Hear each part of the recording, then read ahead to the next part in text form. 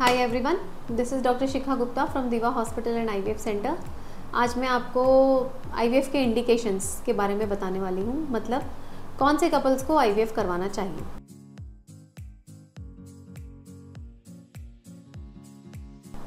तो बहुत सारे फैक्टर्स होते हैं इनफर्टिलिटी के, जो मेल फैक्टर इनफर्टिलिटी होती है या फीमेल फैक्टर इनफर्टिलिटी होती है, जिसमें अलग अलग कारणों की वजह से हमें आईवीएफ करवाना चाहिए।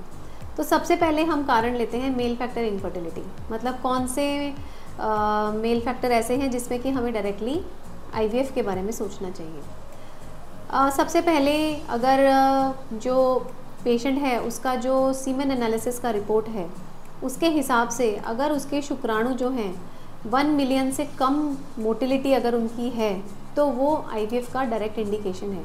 आईवीएफ में भी एक टेक्नोलॉजी होती है जिसको बोलते हैं इक्सी, वो किया जाता है।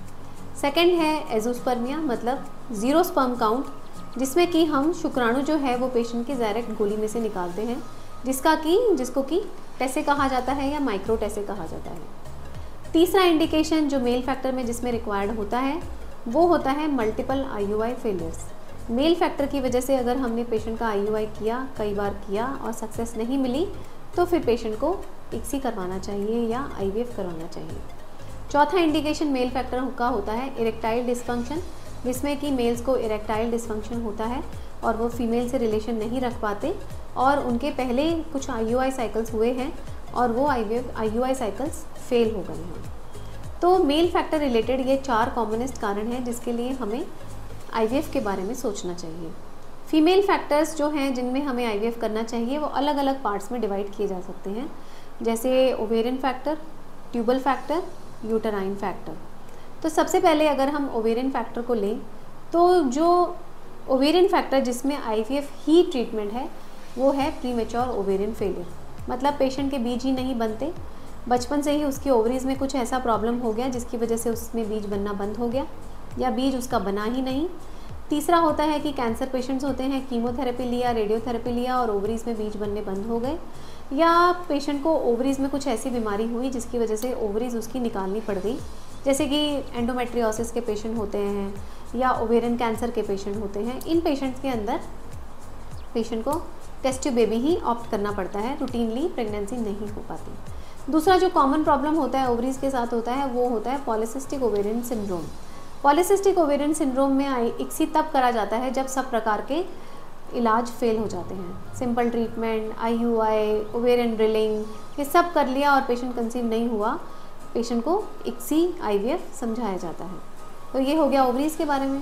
अब हम ट्यूब्स की बात करते हैं। फेलोपियन ट्यूब्स सिंपल सा है, फेलोपियन ट्यूब्स ब्लॉक्ड हैं तो आईवीएफ ही एकमात्र समाधान है, आईवीएफ ही कराना पड़ेगा। अब हो गया यूटराइन फैक्टर।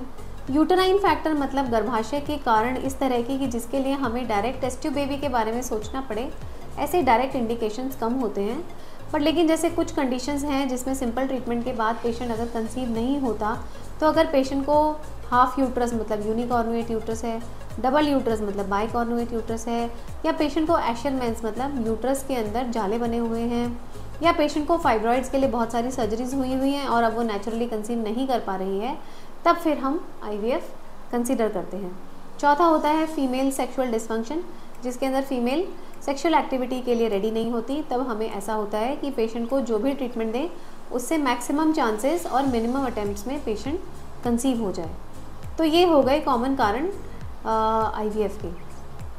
अब हमें दूसरे पेशेंट्स जो होते हैं अनएक्सप्लेन्ड इनफर्टिलिटी के होते हैं, सारे टेस्ट नॉर्मल आ रहे हैं और पेशेंट कंसीव नहीं हो रही, तो अब क्या करें। तो अनएक्सप्लेन्ड इनफर्टिलिटी में अगर सभी प्रकार के इलाज फेल हो जाते हैं, पेशेंट को प्रेगनेंसी प्लान करते हुए बहुत टाइम हो जाता है, मोर देन 4-5 ईयर्स हो जाता है, और आईयूआई भी करा लिया, सिंपल ट्रीटमेंट भी करा लिया, लेप्रोस्कोपी भी करा ली, इधर उधर 50 धक्के भी खा लिए और नहीं कंसीव हो रहा, तो पेशेंट को आईवीएफ सजेस्ट करा जाता है। फिर आता है एज फैक्टर। एज फैक्टर में अगर पेशेंट मोर देन 38 है, 1 ईयर हो गया उसको ट्राई करते हुए, उसको कंसीव नहीं हो रहा है, तो डायरेक्टली आईवीएफ सजेस्ट किया जाता है। अगर पेशेंट मोर देन 40 है, 6 मंथ्स हो गए ट्राई करते हुए, रिसेंटली शादी हुई है या रिसेंटली प्लान करना शुरू किया है, तो 6 मंथ्स में अगर कंसीव नहीं हुआ तो डायरेक्टली आईवीएफ सजेस्ट किया जाता है। अगला और लास्ट इंडिकेशन होता है पेशेंट की एज मोर देन 41-42 है, मेनोपॉज आ गया है, पेशेंट बेबी चाहता है, तो पेशेंट को एग डोनर से IVF प्रोग्राम किया जाता है। तो ये सब रीजंस हैं जब पेशेंट को हम IVF करते हैं एंड IVF की overall success rate reasonably acceptable है। तो अगर आपको बच्चा नहीं हो रहा है, इनमें से कोई भी प्रॉब्लम है, तो IVF आप ज़रूर ट्राई करिए।